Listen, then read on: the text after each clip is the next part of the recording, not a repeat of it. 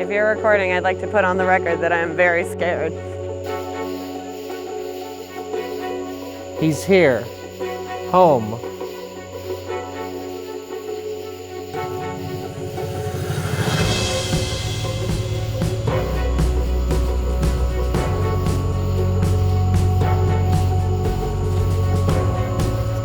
It is a bad vibe. No, I'm not, I do think that's probably not great.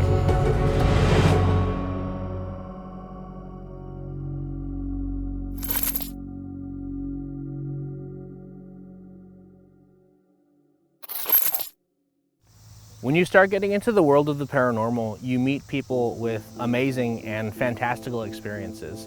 You meet people who have come face to face with cryptids and monsters and aliens and other entities that we don't even have names for. And as soon as those people start to talk about what they've experienced and what they've seen, there's a part of society that is immediate to shout them down and say, that's fake, that doesn't exist, that couldn't have happened. And I think whether it's because their understanding of science is limited to the things that they learned in high school, or because their faith or their religion told them these things couldn't possibly exist, I think the idea that the world might be bigger and more magical than they've given it credit for is terrifying. That's true about the paranormal, but it's also true about my gender identity. I think it's really easy for people who haven't had a lived experience to just say, that's fake and I'm never gonna think about it again. I think that there's something magical about being trans. And I don't mean that in a metaphorical way, although that's also true.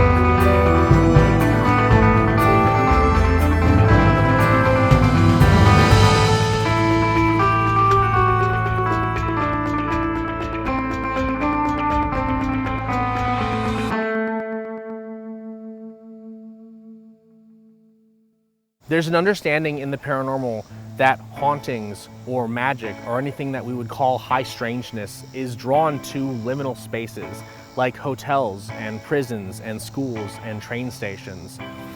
And it got me thinking about how the paranormal might interact with or be drawn to liminal identities. I'm a non-binary trans person. I'm a mixed race person. My entire identity is in many ways permanently liminal. And when you start looking at pre-colonial societies from all around the world, people who, while you can't call them trans because that's anachronistic, but people who existed outside of the Western idea of a gender binary were not only accepted and welcomed in so many of these societies, they were seen as mystical and magical. We were shamans and spiritual advisors, seen as occupying this real world and also a spiritual, paranormal world based on our liminal identities. I think that this is our space.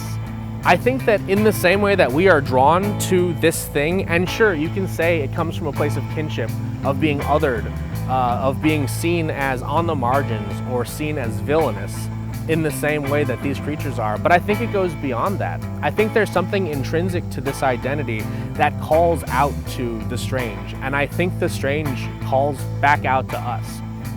So my goal here is to find people like me who feel drawn to something that is bigger and weirder. And then with the help of those people, I want to find that bigger, weirder thing.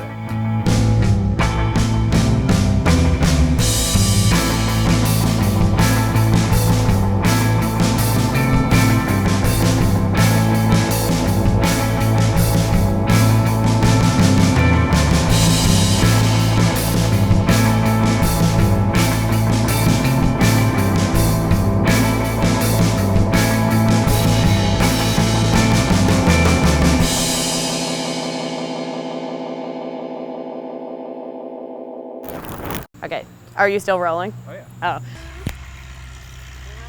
I feel it happening. If you want to just press the button on the bottom until there's a blue light, that's how you know it's on. It's like a lot of like that. There's a lot going on that I'm not going to try. Pause for a second. Ooh. Cool. I don't have a.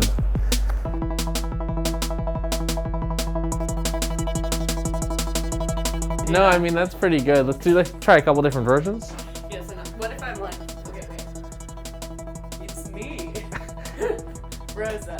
I'm Rosa. I'm a friend of Dash's. We host a psychic advice podcast together, which I originally joined on just for a joke.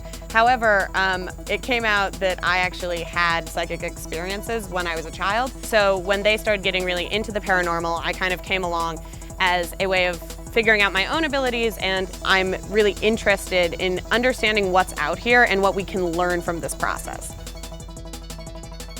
I am Rosa and Fox. I am a biracial Korean-American, queer, bi-curious, witchy woman who is super thrilled to be here. I initially met Dash via a role play stream during the time of lockdown, which was an absolute blast. And after commiserating over similar haircuts and tattoo styles, I was really excited to hear about the project, coming from the perspective of somebody who is both a minority in majorly white spaces, but also somebody who is a intuitive and connective witch. There's really something to be said about connecting with the paranormal, which also falls outside of a lot of normal spaces as well. And that's been something I've always been super interested in. So I'm super thrilled to be here. We're looking at American queerness, and I wanted to start with what I think is the quintessential American ghost story, which is why we came here to Adams, Tennessee to look into the Bell Witch.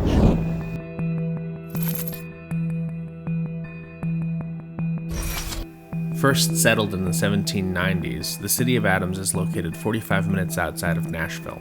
And though it experienced a highway boom in the early 1920s, the city is primarily known for being the location of America's first major ghost story, the haunting of the Bell family.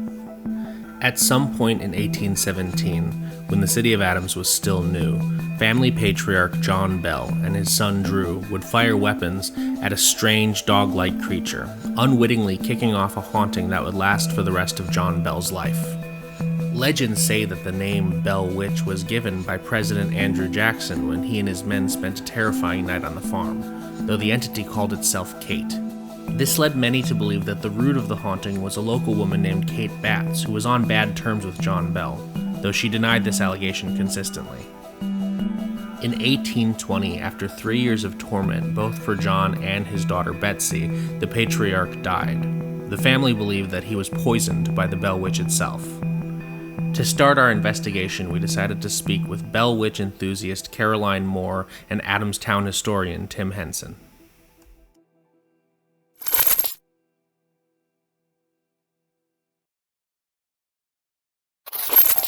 Supposedly, 2 or 3 of the Bell children, maybe Drury, I can't remember the others' names, were digging around down in, there's mounds all by the river, and got a skull, brought it to the house. John Bell found out and made them take it back and bury it, but supposedly, according to the legend, one of the teeth fell out of the skull and went through a crack in the floor on the porch. And supposedly they couldn't find it, but they blamed that. And then an experience down by the river, they were digging for a treasure, and I don't remember what happened exactly, but something like that caused it. But the spirit said it was the spirit of Kate Batts, whether that was true or not, but Kate was still alive.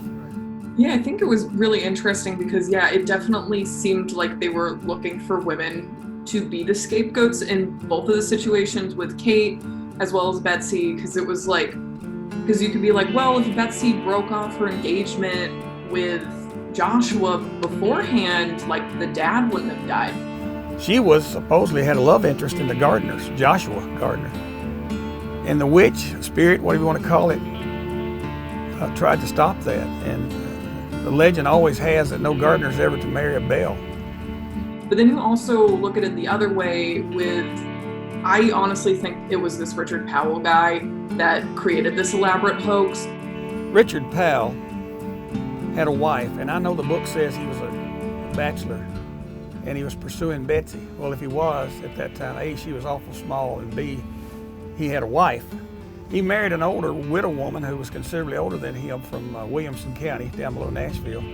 And she conveniently died in 1821, and she was about 38.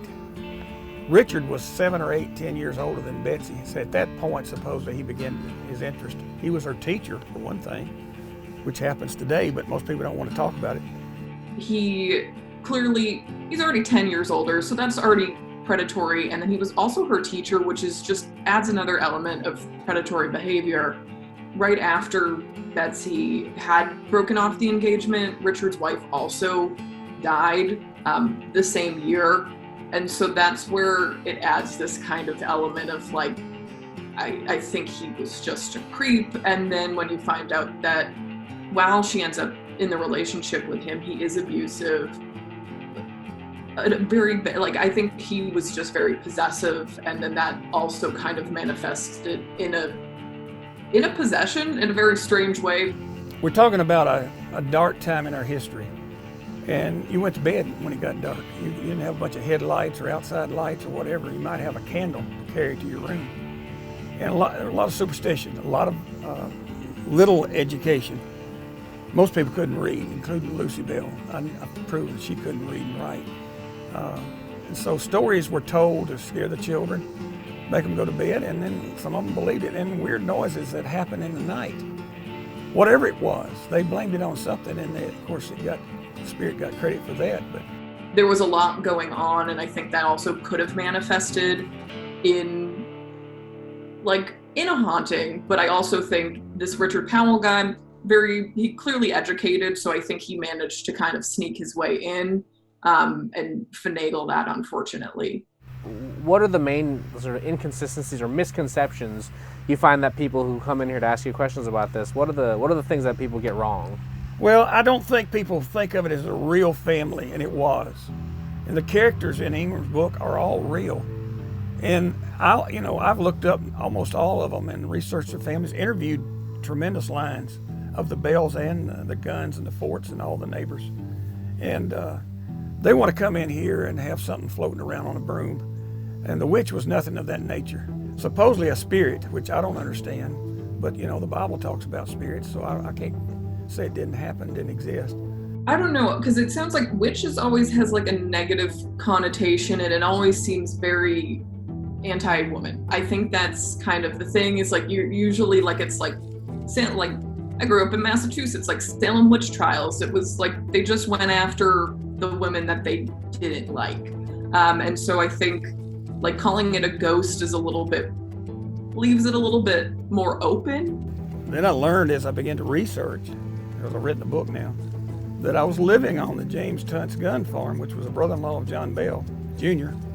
So connection there, and that's where I saw the first orbs on that farm. I still don't have an explanation, but they're weird-looking balls of light that bounce across the... So yeah, tell me about the orbs you saw on the farm specifically. Well, I was looking out the back door of the farmhouse where we live, and the moon was pretty bright, which was unusual. And out of the woods back there, all of a sudden I see these look like basketball size, to me, orbs of light bouncing across the field coming toward the house. And at some point they dissipated, and I didn't think a lot about it, except later on when I was talking to people. And the second round of orbs was right here in this school building. Somehow they thought I could do something, I guess. But they called me one night, it's about 9, 10 o'clock, and said it's going on. And we saw her again. I said, what do you mean you saw her? Well, we saw the little girl, green dress, blonde hair, coming down the stairs from the upper auditorium. And then she dissipates. And I said, well, what do you want me to do about it? And he said, well, you get here. Something's going on. And he said, I said, well, I'll come. I don't understand what I can do. But when I drove up, every light in that building was on. I mean, like somebody turned everything on. Every door was open. So I just go straight in the front doors, and I'm hollering for their, where are you? What's going on? And they're not there. So I come around to the side door right in front of that van there, and I look out toward Bellwood Cemetery. And there's those dadgum orbs that I hadn't seen in about 20-something years, coming across the field, bouncing like basketballs, and then they dissipate. And then the guys come back, and I said, where have you all been? This thing was wide open. Lights are all on. He said, they said, we've been over to the cemetery. I thought you were scared, People are crazy. So we started talking to Tim to just get some historical background and just sort of get grounding on the case. We learned just some of the history. We also, one really interesting thing that Tim mentioned was these orbs that he had seen. The orbs are interesting because they're sort of more traditionally associated with UAP and UFO phenomenon, which I think is really interesting with some stuff that happened during the investigation that I hadn't really put together until later. But yeah, we just got a sort of historical grounding from Tim. We learned who was and was not a pervert. I will ask you, so later on tonight when we're going to be in there trying to do some of our investigation stuff, you said you have some objects in there. Is there anything specifically that you think is worth spending some time with? Is worth looking into? There's Joel Bell's false teeth are in there. Okay. And I didn't want them. Yeah, I can't blame you. They're under glass, but I could pull them out where you can film them good. No, you don't got to pull them out. Well, I would, and I'll tell you right now, I'd actually prefer that you didn't. I did last week for this guy that was doing the book. For a real pervert, huh? Well, no, he's writing the book. He's Dr. Rick Gregory. He's not a pervert. I just making a little joke, but I appreciate it. Whatever floats your boat. I'd probably touch the tooth. You'd touch them? I would touch the tooth. Right. I mean, I don't need to for any reason, but I would if it was a thing. We started, we talked to Tim, we got a historical background, and then we did our investigation that evening at the Adams Museum itself.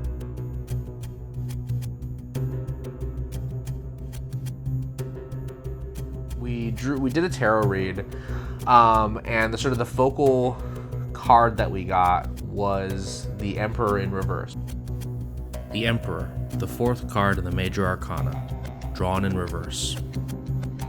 Emperor makes an annual pilgrimage to his ancestor's grave, as did his father before him and his father before him, and will his son after him, if he lives to see that day.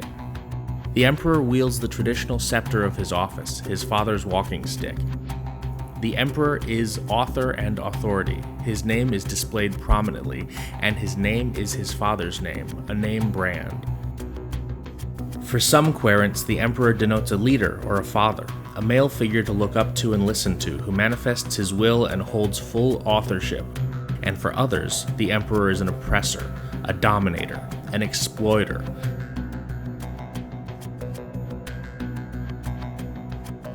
The Three of Wands.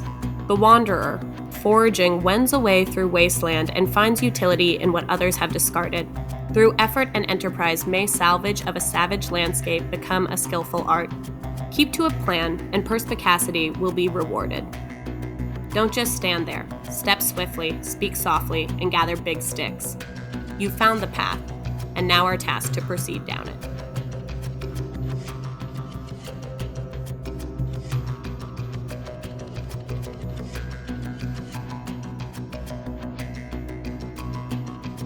The Eight of Wands. A time for motion, action, and change.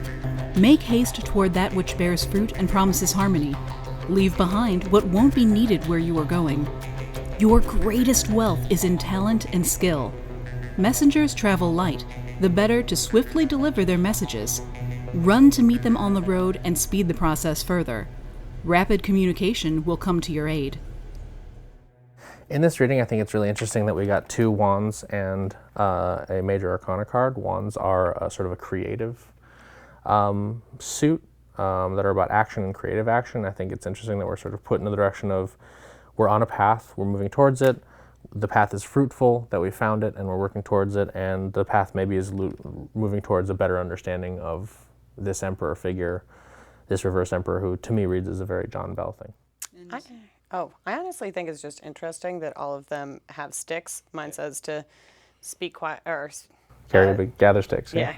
Carry. I think it says carry a big stick in there actually. Yeah, or gather sticks. Gather big sticks. Gather big sticks. So I do think it's interesting that all of them have sticks in this space. So I'm not sure exactly what it means yet, but I do think that that's an interesting pull for this. Yeah, and particularly what spoke to me about this one is the idea of moving towards something fruitful and the emphasis being on communication. Yeah. Something is going to be communicating, things like that. Not just an entity, but we're literally communicating with a lot of interesting people in this town, specifically tomorrow. So we're communicating both in a sort of greater paranormal sense and in like a person-to-person sense, which I think is really interesting too.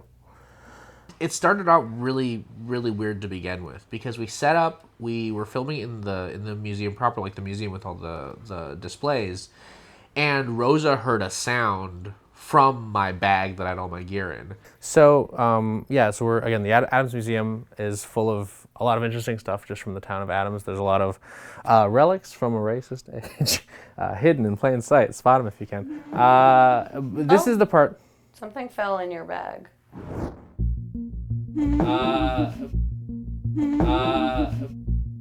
Do you hear that? Yeah. What? Should I check what Just fell? on its own? Well, inside the bag. I don't know what fell. Did you bump it? No. That's creepy. Okay. Sorry, I just heard. No, I want you to say when that stuff happens. It's probably one of the lamps. It just just the lamps. Looks Okay. like one of them fell on the other one. Yeah, All right, well, nothing that's- broken. No, but that is spooky though. Is there Yeah. something we can do using a lamp? Do you think we should turn off the lights? You said. Hey, Yeah, no, we can. They said give them something spooky. All right, Rosa, turn off the light. And so Rosa is like, oh, that means we should turn the lights off, which I agree with, but I was also like, I don't want to be in a dark. It's like, it's creepy. It was a creepy room, and I was like, I don't want to be in the dark. I do feel extra spooky. We went there with the intent to contact the Bell Witch entity, and I don't think that we did it all that first night. We tried the Estes method. We started with Rosa. So the Estes method is a method of communicating with who knows, pioneered by Connor Randall and Carl Pfeiffer on a series called The Spirits of Stanley. It is a method of using a spirit box to communicate without the confirmation bias that's traditionally associated by putting one member of the team in a sort of state of sensory deprivation where all they can hear is the spirit box itself. The rest of us will be asking questions that they, in this case Rosa, cannot hear, and we'll be seeing what comes through. You didn't really pick up anything. I actually really like the Estes method Yeah. in general because I usually do pick up something. Totally. I've had some really great times with the Estes method. This one I got little to nothing really. Fox jumped in on it too and didn't really pick anything up, and then I got in it, and it was immediately like extremely responsive. Do you feel okay? I'm doing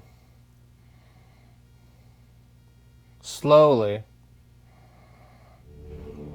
Do you feel like Send it down. Is it taking you a moment to learn how to use this? Send the ghost to the policy. Identify things. Do you want to tell us what you are? Tell you. Tell us. Were you ever a human? He's here. Home. Are you here in this Turn it out. I'm not. Teacher would essentially teacher? Are you talking about Richard? back out on the kids. Or are you talking about Tim? Are you talking about Richard or are you talking about Tim?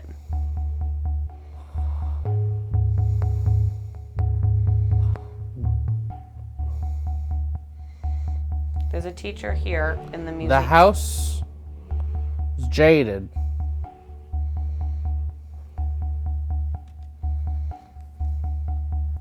You think this is social? Hey, try. Be on the floor. Chaos is hard. It is. It's hard. Do you want us to be on the floor? Oh, we got a little bit up. We have a 1 and a 2. Are you closer to the floor? Lose freedom. And that is what he's saying.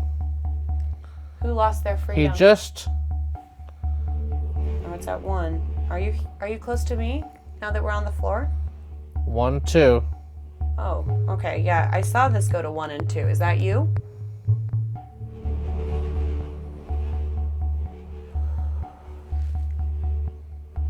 I'll betcha What will you bet me? Are you something that likes tricks? something. And the Lord. Incident. What happened? Did you go to the church around here? Do you remember going to church? Did you ever sing in the church here? Well, each of our ghosts is finished. There's no more ghosts here? Based a bit the teeth.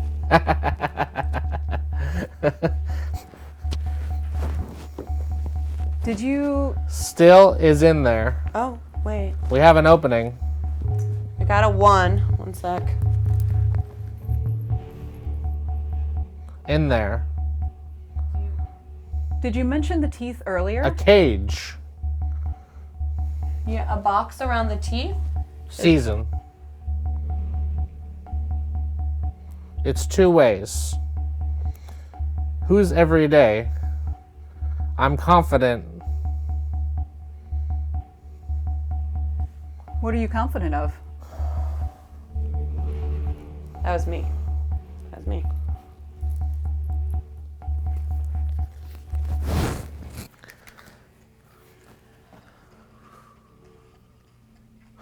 How are you feeling?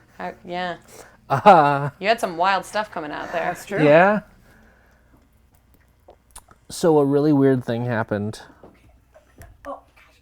Rose, why don't you hit that light on, huh?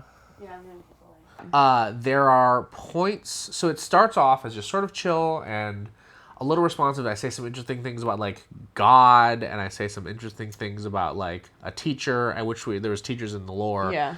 But then I say the words "he's here," and like my entire body, I just felt dread. Full body dread. Like my entire body felt like bad and scared, and I felt like I had to stay in because it felt like this is like what we're doing. But I was like, I don't want to be in this right now. I don't want to be in this right now. And I'll tell you, it felt playful in like a really shitty male way. Like a shitty dude bro was talking to you? So, try being on the ground, I remember saying, and then something about losing freedom. And it felt like proud of getting you all to sit down. Do you know what I mean?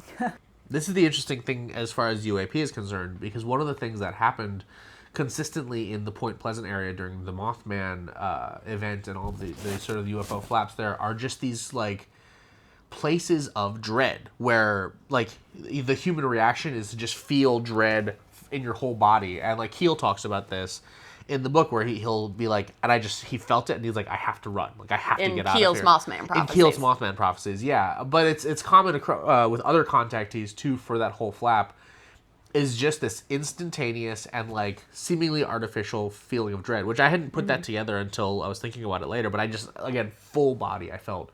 But it felt very responsive to what you all were saying. More so than I think any of the other ones. The other two, honestly, I didn't feel like I was getting from either. I personally, when I was in it, I felt like something was there, but wasn't super interested in like I didn't think anything talking through me was there for me. I like maybe there's some cool hits, but I really didn't feel like there was that much there. I felt like that at first. It almost felt like a meandering, playful feel when I started, and then as soon as whatever that he's here, which again feels a lot like an emperor in reverse, when that showed up, it just again it felt like I almost like I had this like I have to stop this, but I was like I can't stop this now because it feels like we're like in this feels I am feeling something for the first time in this session. Well, that's interesting too because when I was doing it, I felt like something was there, but right? It was more of like playing with like yeah. Oh, I can flip a cool these. toy, fun. whatever. Yeah, like and that's kind of the sense that I got, but it was not particularly interested in saying anything with it. It was just like, oh, what do we have here? So. This is weird, but I kind of want to jump back in. Yeah, jump back in. I kind of want to jump back in and just see for if it. anything else comes out, and maybe it won't, but Go for it. I kind of want to jump back in. Do you feel comfortable doing that? Yeah, I think so. I mean, after that, we went upstairs to the theater space to do, and I felt like I should do it again because I felt like I had like the biggest connection. Yeah, I think also me and Fox, because we like you had such an intense connection. We're like, nah, like we're not. It doesn't even seem worth it for us to do anything tonight. So Going to sleep. Sorry, did we wait too long, Spirit? We wanted to be in the little candy store downstairs. Idiots. Well, Have you ever been down there? It's pretty cute. Dick around well, Here's it's really cute, We are though. here in front of you. Are you here in front of us? Fair. Should we be watching what's in front of us on the stage? Performing. I promise that you'll get details. More coming. When will we get details? And then, When will fess up. We went up there and it felt really commanding, which was similar, but the whole energy felt different. It felt really collaborative. It felt very theatrical. It felt like we were dealing with, we were calling it like gay director ghost the whole time. Yeah, the gay director ghost I loved. It's like an old school auditorium, and it's where they put on the Bell Witch play every year. So it's like they do a play there every year. So it's like, you know, an old school auditorium. You said we're gonna Stage. You're on the stage? The stage is for any of us. Would you like to perform? Feel this. Do you want us to get on the stage with you? Is it for us too? The intention to devour. Maybe stay off the stage. Respect. Respect. Will we be safe if we go on the stage with you? I dig it. Okay. All right. Okay. That's not totally an answer, You know? but It was okay when we sat on the floor with you. So I felt it in myself. what do you want me to do on the stage? Okay, I'm on the stage. Are you on the stage with me? is there anything you'd like to have happen? The best. The stage. Now. Too much fun. And we started in the seats, and at one point, I think the most directional thing was like, get on, like get up, Like get the on, stage. like The the stage is stage. for The stage is, yeah. So I went on first, and Fox didn't, and Fox didn't because I had also said like I think Fox had said why the stage or what's the purpose, and I said to devour. What usually happens on the stage? Dash off the spirit was creeping up. Oh, that's I fair. was feeling the stage go, and I was like, I'm gonna open this, and they're gonna be in the seats, and I'm gonna lose my goddamn mind. Oh no. Yeah, no. We're Well, creeping on. That's us. We're creeping. It kept asking to get on the stage. Yeah, it was an interesting one. We did both end up getting on stage. There was also a lot of bees, A lot of hornets. a lot of hornets Hornet nests on the stage. on the stage. So not great. Here's what's really interesting to me, and here's what it felt like to me. Downstairs, when I felt like it was giving you commands, I felt deeply unsettled. Up here, it felt like a director. It didn't feel like a domineering, commanding, like just mean person. It felt like, be a part of this, I'm gonna tell you what to do. From my perspective. From the end, like what it felt, I didn't feel bad body-wise in the way that I did down there. This felt like a very do this with me, like come along, like doing whatever. This felt safe in a way that downstairs did. This, to me, from my side of things, this felt, I don't know how to explain it. It just felt, this is hacky and stereotypical, but I've said in this that I think the paranormal is a queer space, and I'm making that argument. The theater is a queer space, and I don't have to make that argument. That's always been true. And this felt like more like, this felt like a space that's sort of ours to begin with, and whatever because it did feel like something was talking to me, and there were a couple of real weird moments where I just like, you know how you can tell when someone is standing directly behind you? Well, someone was. It was me. But far before that, like right towards the beginning, before any of the stage stuff happened, there was a lot of this like, I feel like I don't feel alone, but not in a threatened way, in the way that I didn't feel alone downstairs. So that was really interesting. We came here with the idea that it's object-based, right, and it's location-based, and this is a Bell Witch space, and I think what we really learned is this is a John Bell space. This is a Bell family space. We're really close to the Bell family cemetery. All of this entire sort of building is orchestrated in a way to tell the story from the perspective of John Bell. And if we were gonna get into something real, I don't think the Bell Witch is in this space. I think if anything's in this space, I think it's John Bell, I think it's the Bell family, I think it's that line of sort of patriarchal continuance, that emperor in reverse, right? And I think I have some really cool people lined up for us to meet tomorrow who are just like queer and trans people from Tennessee who live in the Nashville area and sort of surrounding, and I think it'll be really cool to see what they have to say about like local queerness and local magic, and I think that's really going to help steer us in some directions in terms of how to do that investigation. But to follow sort of your two polls about picking up the path and finding the path and moving down the path, I think this is telling us that it's not about, we're not going to find this in the Bells. We're not going to find this in the sort of the Bell space. We're going to find, if we're trying to make contact with this being the Bell Witch, we're going to have to go outside of this space.